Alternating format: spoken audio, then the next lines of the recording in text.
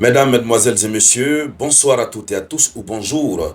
Cela dépend de l'heure à laquelle vous recevrez cette vidéoconférence de l'unique samouraï que je suis. Soyez encore une fois les bienvenus ici sur votre tribune très adorée, la tribune d'éveil des consciences. C'est la une de l'actualité internationale. Le président Félix Tshisekedi, président de la République démocratique du Congo, et le président rwandais Paul Kagame se sont retrouvés à Doha, au Qatar. Oui, comme vous pouvez le constater sur l'image, les deux hommes se sont assis face à face. Alors, ce qu'il faut dire, c'est que apparemment, nous ne sommes pas très loin de l'avènement de la paix. Nous ne sommes pas très loin. Ce qui est très surprenant, c'est de voir les pays arabes qui se battent très très fort à ce jour pour aider l'ensemble des États qui ont des difficultés, qui sont en conflit, à pouvoir renouer avec eux-mêmes, renouer avec la paix et retrouver leur paix. Donc, déjà, ce qu'il faut dire, c'est que ce 18 mars 2025, la réunion qui devrait avoir lieu à Luanda a été avortée. Ça n'a pas eu lieu.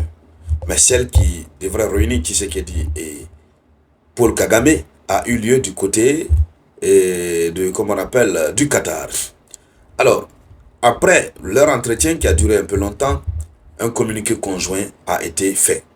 Quel est le contenu de ce communiqué? Et quels peuvent être les impacts futurs des décisions qui ont été prises à Doha? Dames et messieurs, dans le cadre de cette vidéoconférence, c'est bien sûr de cela que nous allons parler. Mais comme d'habitude, avant de continuer, je vous demande de partager cette vidéoconférence. Il faut la partager au maximum dans tous les groupes possibles. Partagez-la tant que vous pouvez. Mettez beaucoup de j'aime. Surtout, je veux voir des commentaires. C'est-à-dire, l'algorithme de cette plateforme a changé son système. Tant que vous mettez beaucoup de commentaires, la vidéo devient virale, ça devient visible par beaucoup de personnes. Mais si vous ne mettez pas assez de commentaires, la vidéo va rester intacte et puis ça sera contre-productif. C'est de cela qu'il s'agit. Alors, des bonnes décisions ont été prises au Qatar en ce jour, 18 mars 2025. Mais on se demande, est-ce que ces décisions qui ont été prises vont être respectées par les éléments du M23? Gros point d'interrogation. Mais le simple fait déjà que Paul Kagame ait accepté de se transporter au Qatar pour aller échanger avec Tshisekedi, ça prouve à suffisance qu'il reconnaît quand même sa faute dans ce qui se passe à l'est de la RDC. Donc, le fait pour lui de nier régulièrement là. Alors, allons-y dans les profondeurs. Le communiqué conjoint entre l'État du Qatar, la République démocratique du Congo et la République du Rwanda. Doha, 18 mars 2025. On va lire le communiqué rapidement. Dans le cadre des efforts visant à apaiser la situation dans l'Est de la République démocratique du Congo, l'État du Qatar a accueilli une réunion trilatérale à Doha. Ce 18 mars 2025. Cette réunion a été présidée par son Excellence Altesse Cheikh Tamim bin Hamad Al Thani, émir de l'État du Qatar. Alors, en présence de son Excellence le président Paul Kagame et le président de la République de la République du Rwanda, oui, en présence du président du Rwanda et du président Tshisekedi de la République démocratique du Congo.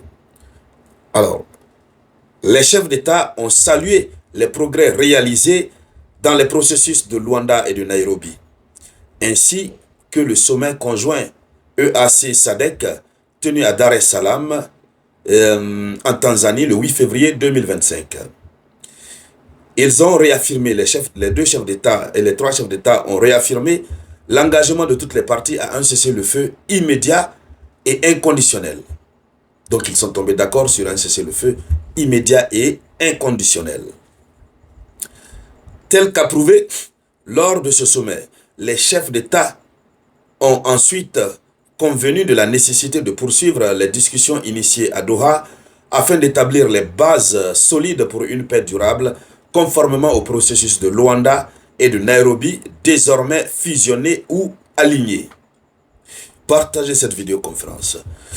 Alors, voici la dernière phrase du communiqué. Son Excellence le président Paul Kagame, président de la République du Rwanda, et son Excellence le président Tshisekedi, président de la République démocratique du Congo, ont exprimé leur gratitude envers l'État du Qatar et son Excellence Altesse Cheikh, émir de l'État du Qatar, pour leur post-hospitalité et pour l'organisation de cette réunion fructueuse. Cette initiative a permis de renforcer la confiance et l'engagement en faveur d'un avenir sécurisé et stable pour la République démocratique du Congo et pour la région. Voici, chères dames, chers messieurs, le communiqué conjoint. Donc, ça veut dire qu'ils se sont compris. Ils sont tombés d'accord sur le cessez-le-feu immédiat. Mais comment est-ce que Corneille Nangaa et son équipe vont arrêter? Donc, ça veut dire que c'est Paul Kagame qui va parler à son équipe. Il va leur dire, il faut arrêter. Paul Kagame qui a passé tout son temps en train de nier toute implication du Rwanda dans l'affaire de la RDC, le ministre des Affaires étrangères rwandaise qui est sorti, qui a beaucoup parlé ces derniers temps, niant les faits de la présence des soldats rwandais en RDC. Si aujourd'hui ils sont tous d'accord qu'il faut cesser le feu immédiatement, ça veut dire que, quelque part, le Rwanda est responsable de quelque chose. Donc on va voir comment ça va se passer. Alors, ce serait aussi préférable peut-être que Corneille Nangaa et ses équipes soient invités au Qatar, même si ce n'est pas en présence de Félix Tshisekedi, mais l'État du Congo peut envoyer des représentants, le Rwanda aussi peut envoyer des représentants, et cet échange avec évidemment ces groupes de rebelles permettrait d'aboutir à des résultats escomptés, des résultats souhaités. Mais cette fois-ci-là, on se demande comment ça sera effectif, puisque c'est le Rwanda qui a été invité. Mais à côté du Rwanda, nous avons les exécutants du Rwanda qui sont sur le terrain. On a l'AFC et on a le M23. Alors, est-ce que l'AFC et le M23 vont accepter de se soumettre à la décision prise à partir du Qatar? Est-ce qu'ils vont accepter?